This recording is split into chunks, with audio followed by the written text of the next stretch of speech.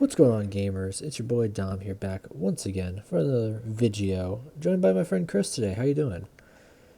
I'm doing pretty good. How about yourself? Pretty good, pretty good. So today's video is going to be a little bit different. I'm going to let you kind of observe. Of course, we're on Discord screen sharing. I want kind of like your thoughts from an outsider's perspective on this game. It's made by the people who made Halo. You know what that is. I like the Um, graphics a It lot. is a So far. very nice looking game, yes. And so shout out to Private Division for hooking me up with the key of Disintegration. And I'll be trying out here on the PC settings maxed out and whatnot. A very good looking game, and it's pretty optimized. I hadn't heard much of Private Division or some of their games. I guess they've underneath the like publisher window have done stuff for like Kerbal Space Programs and even I guess Outer Worlds.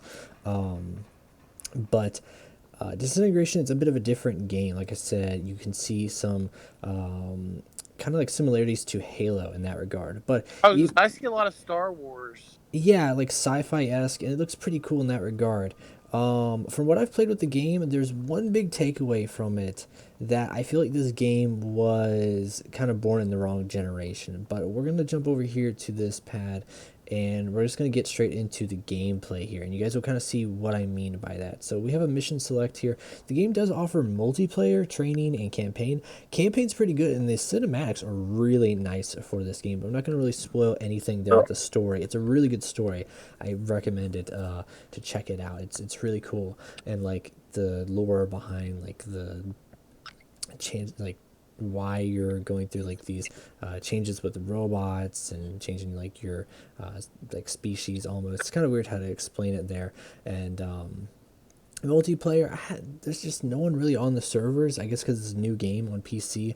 And then training's pretty nice, but it has a pretty good range of like crew and whatnot. So we are roamer here. This is known as our like I think our holograph or something. It's basically we're on like a little mech. It reminds me very much of like an arcadey style game. You go to the arcades, you have like I bring it back to the memories of playing like the old Terminator games in the arcade where like you sit down and you're like on the bike and your bike moves around and it shoots and does stuff. If you've been to a arcade in the mall, kind of like that, or like a Chuck E. Cheese or something. I think that's still relevant, maybe. But we also have these soldiers here. We have a mech, and we have some other people that will help us along the way. You can command them, and they have different like powers. So you can level them up, and you get like salvage and scrap and whatnot that you can use to get better enhancements and install them there. But we're going to jump straight into, if I can get back in this machine here, we're going to jump back and start the back in the saddle mission once again, and just jump in here and see what we got. Alright, we're here, and now we're on the field here, we're back in the saddle, and right off the bat, you see that we kind of have this, like, top view here, almost like an RTS, where we have our dudes running around doing their own stuff, but we're kind of up in the air, and I think that as cool as it is in, like, the main style of the game, I think it honestly hurts a little bit, because it kind of gives it, like, that you want to be able to switch back and forth between like if I want to play as that person or play as the mech dude or play as the holograph, whatever it's called, dude in the Oh yeah, air. that's a lot cooler. Yeah, I feel like the game would benefit a lot more, but I guess it takes away from like the originality of what the game is supposed to be, and in that regards, that's why I compare it so much and say it's like an arcadey style game. Um, the game doesn't really hold your hand. It kind of just thrusts you right into the. I can't say too much. The little cutscene in the beginning is long, but once you get in, it's action oriented. You're getting thrust into the battle here. Sadly, though, it's a very much a lot of like holding down the right trigger. I'm using a controller in this case, and just laying into the enemies for like the first little bits until you start doing like these abilities, and like this ability right here links onto the guy and drops him with a concussion grenade, which didn't do anything because I killed the guy too quickly. But there's another one here who she has this ability where she can like freeze time in this area, so stuff is going to go really slow and it just allows you to pour a bunch of bullets into that area. So pretty cool abilities there. There's also like in that little area or like our hangar, you can see where there's like little side objective missions where you can get bonus XP or scrap or basically achievements. So the achievement thing was going through the roof there. I'm playing the game on like the medium difficulty. It's somewhere in the middle. It's not too easy, not too hard. It's just hey, just default what it recommends. The game does have pretty good like destruction. So if I lay into a bunch of bullets here, you can see like the wall starts caving in, which is pretty cool. I think if I get close enough to it, I can also like knock it over and some stuff. Yeah, so you get some good destruction for the environments there. One thing that I feel like is kind of missing though, being like an RTS. Oh yeah, so like, you gotta pick up these guys if they go down, because then it's like game over essentially. I do have a secondary which heals them, but in all fairness, I mean they kind of go down kind of easily. You know, I'm actually getting dinged up there myself, and in terms of like healing, I can't really heal myself too much unless they get into a like certain area. Such as this thing right over here. But let's start laying into this guy right here and see what we can do. Let me heal my friendo Bendo. There we go. Going into him real quick. Oh, and I died. Oh, mission failed. I didn't do that bad the first time, the first run.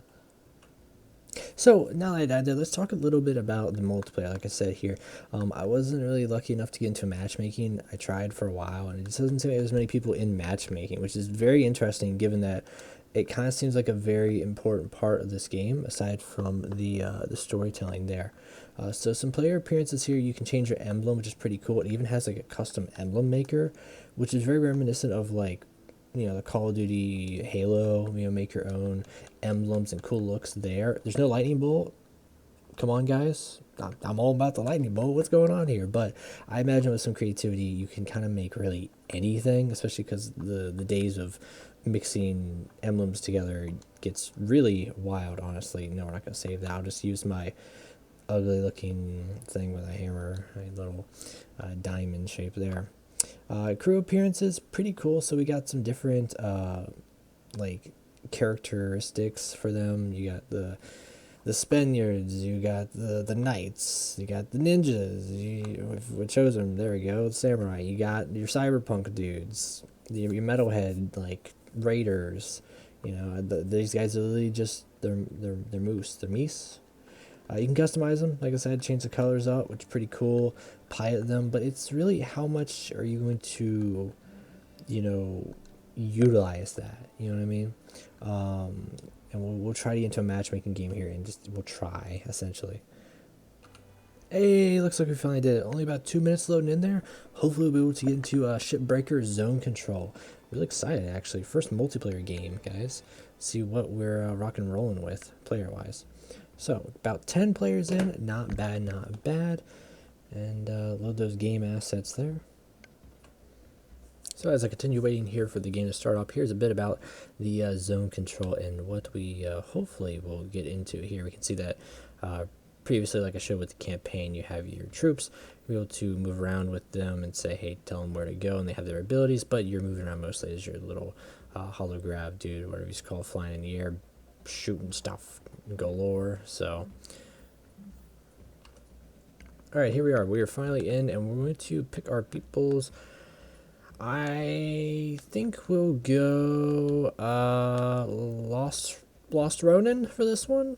Yeah, they got pretty good durability, handling, speed. I was going to go with Neon Dreams, so the durability is awful, honestly. I don't know if some people are just better than others, but we got some mercs. Some mercs. So these are people here. You got the tanks. Hey, alright, so let's go and start moving, heading out here. See what kind of danger we're going to. We're gonna start rushing. Dude, we should have rushed B. We're gonna rush A instead. Rookie mistake. So, but I can see we got these guys to worry about over here. Each, like I said, each one of these like groups is different, and even like your guy right here, he's got like different guns. So I think the like Spaniards, the Spanish one had like a shotgun when I did it in the like training there. So zone B secure. Pretty good. Let's go and rush B and try to help defend it a little bit more. Doesn't look like they're gonna try pursuing anything with A, but B is taking some hits. We're gonna start laying into these guys here. I know what we got to do. We're gonna try focusing on them. I keep thinking there's like a you know, player playing as those, but there's not actually. I need to worry about this thing up in the sky, and we're gonna keep on laying into him with some damage. We actually managed to destroy him. Got the elimination there on Side Plays Games. Sorry, but had to be done. Dude, get out of here! Get out of B! Oh no! Oh no! I'm getting hit. I'm getting hit. Let me get out of here. I'm really low. I guess I'll hit. Oh no! I am not in the lead. Let me get out of here. Let me get out of here. I'm getting out of here. Oh, there's another right there. Ah, I got destroyed by him. Alright. Programmer art? Alright. Biting my pixels. Fair enough, fair enough. Alright, switching crews. Let's switch it out this time. Let's be the militia. The moo. Dude, you had a perfectly good opportunity, guys. The militia. The moose-litia? Something like that. Militia just. You should just embrace the meme, honestly, you know. And they shoot rockets too, dang, they're really heavy.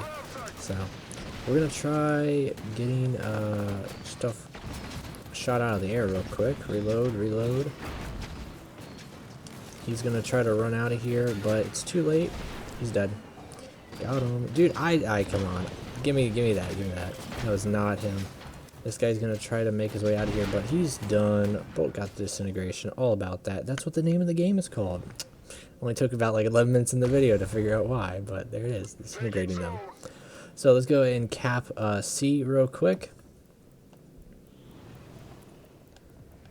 Come on. And boom. We did it. Zone secured, guys. Alright. Yeah, you can see on the very top there. Pretty quick, fast-paced match, actually. So you can definitely see the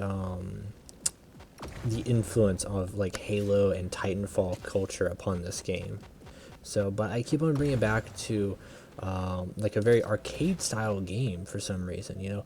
But it is a full-price game. It is $50, so I hope this game honestly is still supported after launch and they keep adding stuff to it. Honestly, like a skirmish mode for people who play solo like me is pretty fun. I would very much enjoy that. So hopefully they continue there. I honestly don't have a clue what they would do for DLC. It kind of, like, honestly, it kind of seems like a finished product of a game, you know, and this is like a starter to see, like, you know, is there an audience for this, you know, if you can get people invested into this. So I guess I'll have to see how well Disintegration does across all the systems, because it is on PlayStation, Xbox, and PC. So we came out with the victory, which is pretty good. But as we wrap up on our video here, Mr. Chris, who watched me play the last bit there, what are your like final thoughts on this game? Because I definitely have some thoughts, but what are yours? It's a very cool game for the niche. Like, again, like, this is not a game I'd normally be into, but it really looks interesting. It does have a very like niche look to it and feel. The best way to describe this game is it is a game born in the wrong generation, of a generation of people very much bound to battle royale-esque games.